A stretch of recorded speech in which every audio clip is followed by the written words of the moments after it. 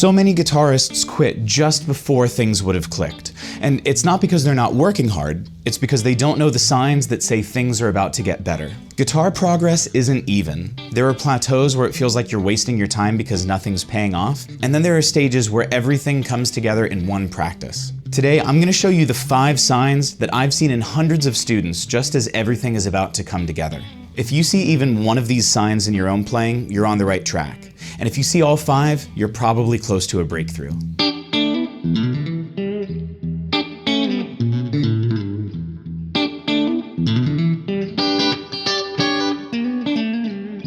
This first point confuses a lot of people because it seems backwards, but it's actually one of the surest signs that you're already making progress, and it's this: you feel like you're getting worse.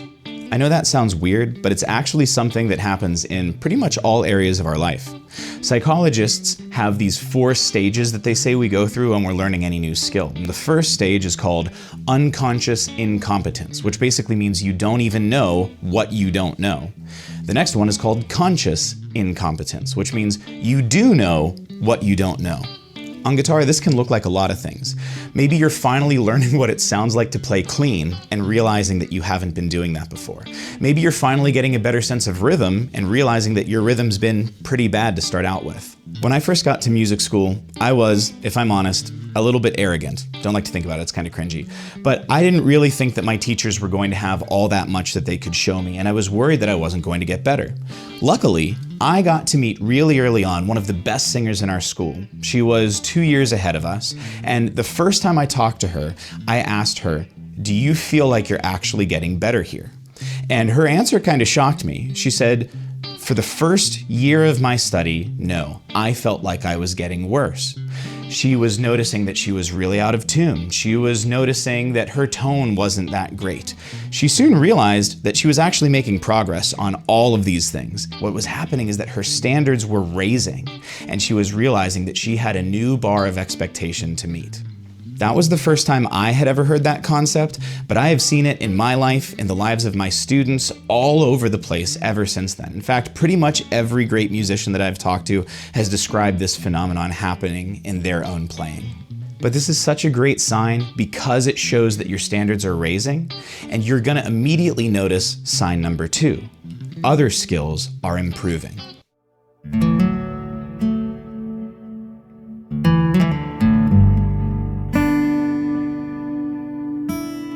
Another way of saying that is that you're getting better. Something's already clicked, but you haven't noticed because you've been tracking the wrong metrics.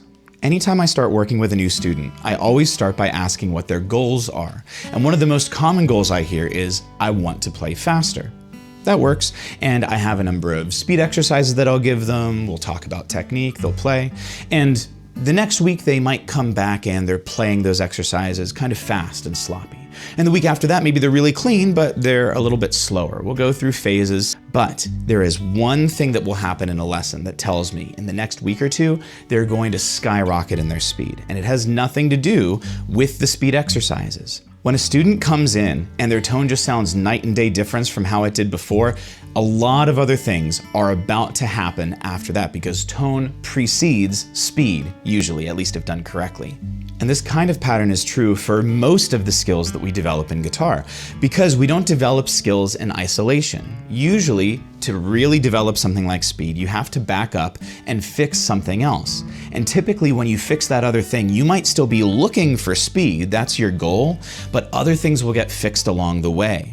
A lot of the same things that fix speed fix your tone. And so if you come in and your tone's better, I know that the speed is about to follow. I noticed that in my own playing too.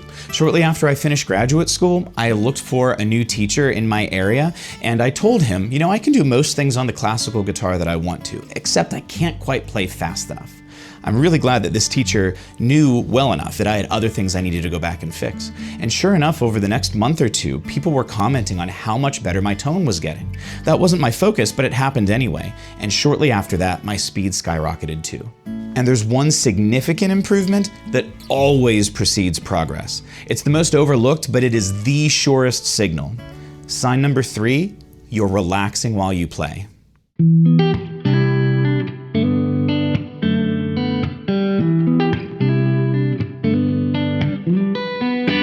This development is so criminally undervalued. It sounds boring, but it's the surest sign that you've entered stage 2 of the learning process. I'll tell you about those stages in a moment, but first, here's a teaching technique that I use with my students to track their progress. Anytime I introduce a new technique to a student, there's going to be tension that shows up somewhere. Let's say for finger picking, it tends to show up in the shoulder. You're gonna hunch up like this when you first play, usually because you're pushing too hard and your body's just uncomfortable. Well, in the first month or two of learning this technique, every time I see that shoulder pop up, I'll reach over and just very gently give it a tap. And after a couple of lessons, I'll notice that something interesting happens. I'll see the shoulder pop up, I'll go over to give that tap as a little reminder, but the student will bring it down themselves. There's still that tension, but they've noticed it. They've been reminded that it's there and they've learned to fix it themselves. And then usually 1 or 2 lessons later, I'll find that I haven't seen that tension at all. That's what tells me that they've passed through the first phase of the learning process. They've internalized what we're working on. See, when you're learning a new exercise, song, technique, anything like that, we tend to go through 3 different phases. The first is preview, then practice, then polish. In the preview phase, you're really just teaching your hands what they need to do.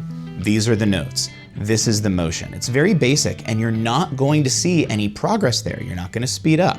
It's not going to really get more comfortable. You're just telling your body, do this. But at some point, you don't have to think about each individual motion anymore. That's when you've left the preview phase and entered the practice phase.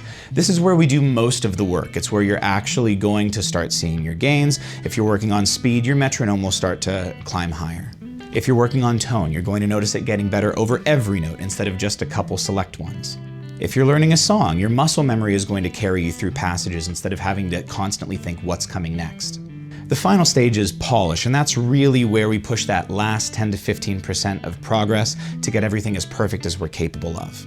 If you want to learn more about the 3 phases of learning and how to base your practice around it, check out my guide to the 7-minute practice routine down in the description. It'll help you plan a practice customized for your goals, your skills, and your time. And you can use it to put this 4th sign into practice right now, because this one is different. The first 3 signs have all been things that you need to look for. This one you can actually control yourself. Sign number 4, you've stopped exercise hopping.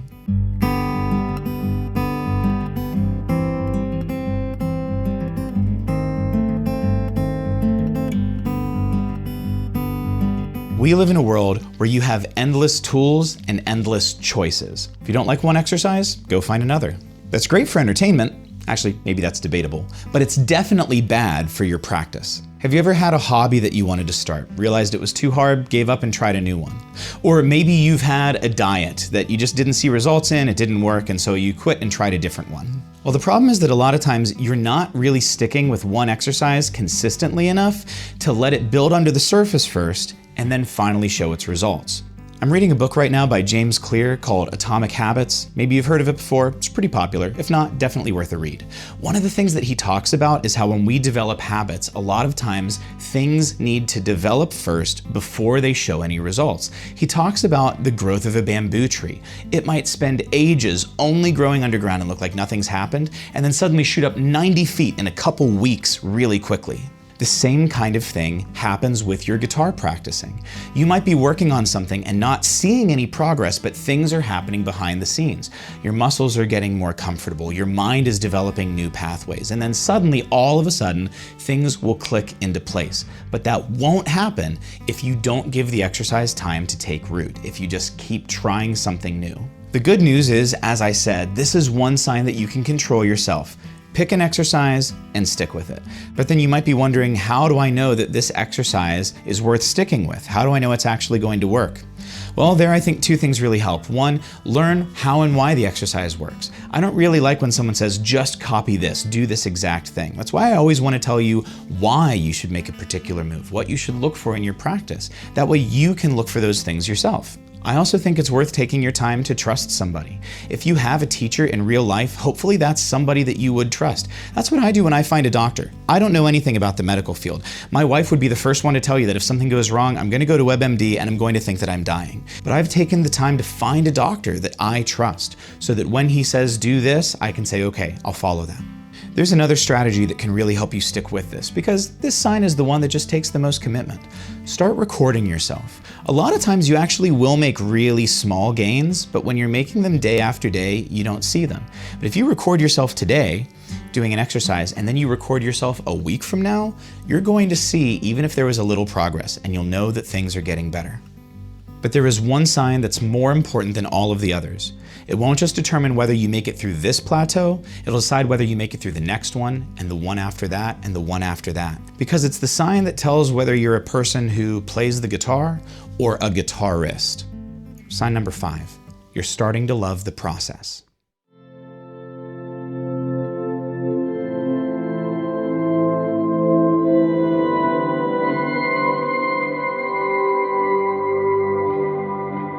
If I could teach you only one thing about guitar that I think would truly let you see progress, stick with it, and have it become a meaningful part of your life, it would be this: you have to learn to love the process. Look, progress on the guitar can be slow, and that's just really hard. We talked in the last sign about how sometimes it just takes a big investment before you see things pay off. But then eventually they do pay off, and you make that progress. Here's the problem we run into. Pretty much everything in our lives today is gamified. You open an app and you get a streak. It makes you feel good. You go to the grocery store and you spend more money, and so you get more reward points. And again, you get this reward. Everything is designed to keep giving you rewards at every step along the way to keep you engaged. But practicing guitar doesn't work like that, and it shouldn't. If it did, you would get addicted to those rewards and only tolerate the process. Think about it this way. A lot of us have a goal. Maybe there's a song that you want to play in front of people. You're motivated by the thought of doing it someday.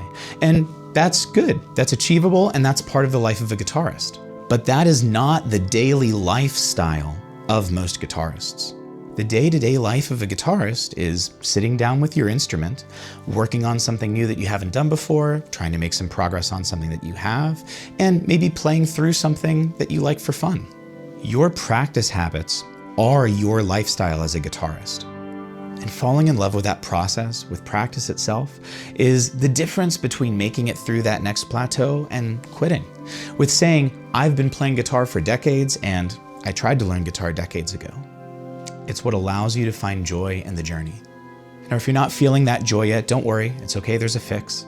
If you've been following my channel for any amount of time, you might have heard me talk about the importance of reflecting. I want you to try this challenge for 1 week. Every time you get up after a guitar practice, I want you to take just 1 minute and think about something. What's one thing you did in your practice that you really enjoyed? One exercise you did, one part of your playing that you can reflect back on and say, this was fun, I liked it, and I'm looking forward to doing it again tomorrow. If you do that, I would love for you to come back in the comments and tell me next week what a difference that made in your attitude about playing. And once you find that joy, if you really like the work, I'm confident that you're going to hit that next big breakthrough. And once you start loving your practice, check out this video to see how you can make it more effective, get more out of it. Happy practicing.